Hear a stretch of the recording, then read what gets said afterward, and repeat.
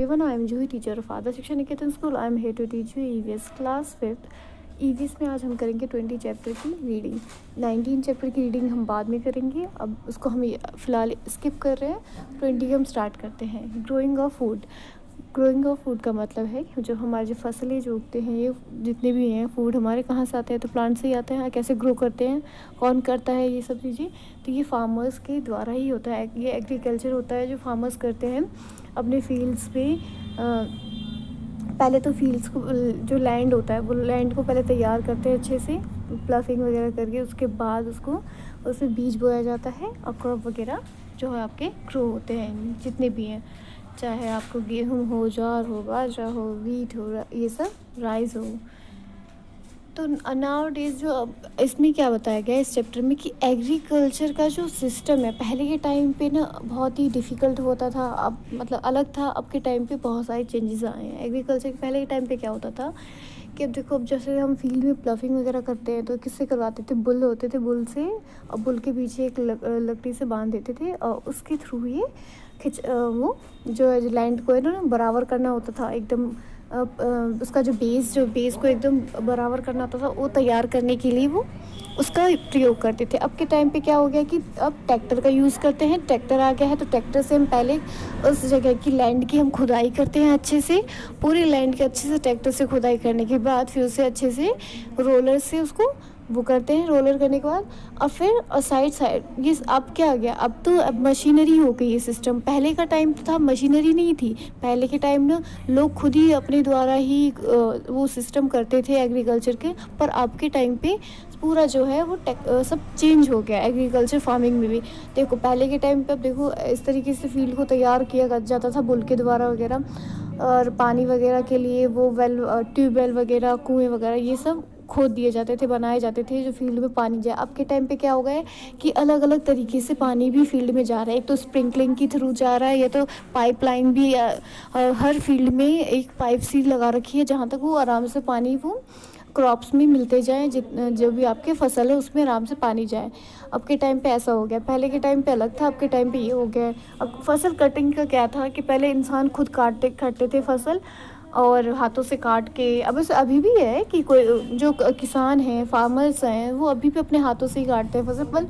पर कहीं कहीं अब ये चेंजेस आ गए कि मशीन अब सारा काम कर रहा है। मतलब ऐसे मशीन आ गई आपके, एक ट्रैक्टर टाइप के जो फसल काटने की, जिसके आगे में लगा हुआ रहता है फसल काटने का, और वो अपने आप ही उसमें क्या होता है, जैसे कि वीट ले लो, मतलब गेहूँ ले लो, गेहूँ का फसल कटाई हो रही है, साथ ही साथ उसमें क्या करते हैं, गेहूँ निकलता भी रहता है और कलेक्ट भी होता रहता है।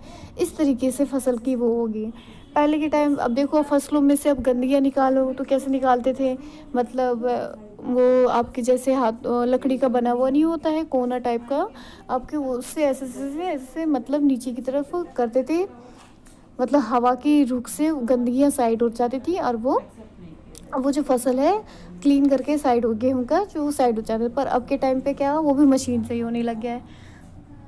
तो सारा सिस्टम जो है आज के टाइम से, पहले से टाइम से सब कुछ चेंज है। इस चैप्टर में जो है ना वही बताया गया है। तो अब ये आपके लैंड से रिलेटेड, आपके फूड से रिलेटेड, आपके फार्म या एग्रीकल्चर से रिलेटेड ही इस चैप्टर में बात की गई है। टिलिंग द लैंड, अब लैंड को खुदाई वगैरह जो करते हैं किस तरीके से, देखो आप देख सकते हैं इस पिक्चर में ट्रैक्टर के मदद से किस तरीके से लैंड की खुदाई कर रहे हैं। इस तरीके से हो रहा है।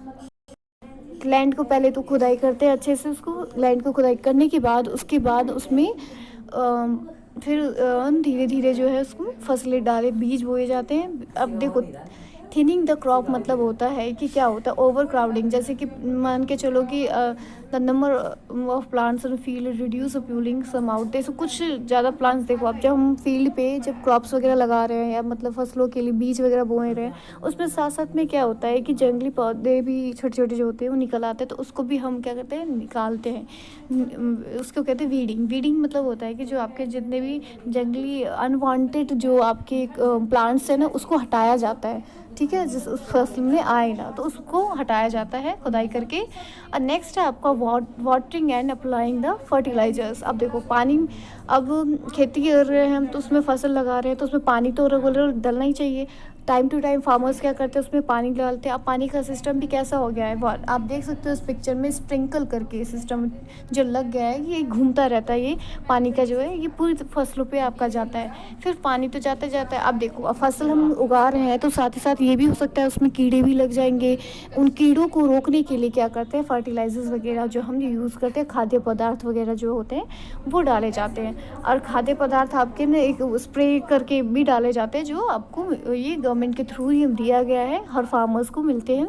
और इससे क्या होता है कि जितने भी कीटाणु हैं, कीड़े हैं, उसमें बैक्टीरिया लगे ना, जिससे आपके फसल जो है बर्बाद ना हो। प्रोटेक्शन ऑफ द क्रॉप, फिर क्या कहते हैं, जो क्रॉप जो बर्बाद हो रहे हैं, जो उसको कैसे हम प्रोटेक्ट कर सकते हैं, उनमें इंसेक्ट्स वगैरह को, इंसेक्टिसाइड, पेस्टिसाइड्स आपके जो हैं ये सब आपके उसमें फर्टिलाइजर्स वगैरह, खाद्य पदार्थ वगैरह डाले जाते हैं। नेक्स्ट है ripping, threshing and storing of grain. Ripping मतलब कटिंग करना, फिर उसके बाद थ्रेशिंग मतलब उसको कटिंग करने के बाद हम उस फसल की मतलब उस प्लांट से निकालना, फिर उसके बाद उसको स्टोर करके इस जगह से रखना। अब देखो ये सब सिस्टम धीरे धीरे होता है। जब फसल पक जाता है उसको उसकी कटाई होती है, कटाई होने के बाद उसको निकाला जाता है, ठीक है। ऐसे देखो आप पिक्चर में देख सकते हो वीट को कैसे वो ऐसे पटक पटक के एक जगह पे मार के वो निकालते हैं। इस तरीके से वीट को निकाल के वो साइड रखते हैं। अब ये फिर उसके बाद कहता है अब हम इसको कहाँ स्टोर करें, जहाँ स्टोर करेंगे तो वो एरिया आपका एकदम ड्राई होना चाहिए, एकदम सूखा सूखा सा एरिया होना चाहिए। और उस एरिया में अच्छे से पैक करके टाइट पैक होता है, और साथ ही के साथ उसमें कुछ जैसे नीम के पत्ते डाल दिए जाते हैं, नीम की जो कुछ गोलियां होती है वो डाल दी जाती है, जिसमें कीड़े न लगे, जिसमें वो फसल जो रखे रखे गोदाम में बर्बाद ना हो। इस तरीके से ये इसकी इस तरीके से बचाव करते हैं। Transportation of articles of food का है क्या कि अब फूड जो है आपके ग्रेन्स वगैरह जब तैयार हो जाते हैं तो अब उसको क्या एक जगह से दूसरी जगह शिफ्ट किया जाता है। शिफ्टिंग करते हैं कैसे, अब ट्रांसपोर्ट देखो, गोदाउन से भर भर के जो माले हैं एक जगह से दूसरी जगह हर फील्ड हर सिटीज़ टाउन्स में ये ट्रांसफ़र किए जाते हैं, ठीक है, भेजे जाते हैं ट्रक से। तो नेक्स्ट है एग्रीकल्चर इम्प्लीमेंट्स एंड टूल्स, जो आपके एग्रीकल्चरिंग में जो टूल्स वगैरह काम आते हैं खेती में, तो कौन कौन से होते हैं। देखो सिकल जो होता है, आप देखो ये अजीब से कर्व्ड शेप में बना हुआ है। ये इससे क्या होता है कि ये जो इससे हम फसल काटते हैं, ठीक है। नेक्स्ट जो आप देख सकते हैं इस पिक्चर में स्पैड जो लिखा हुआ, स्पैड जो है उससे क्या करते हैं उससे हम खुदाई करते हैं, जिससे आराम से।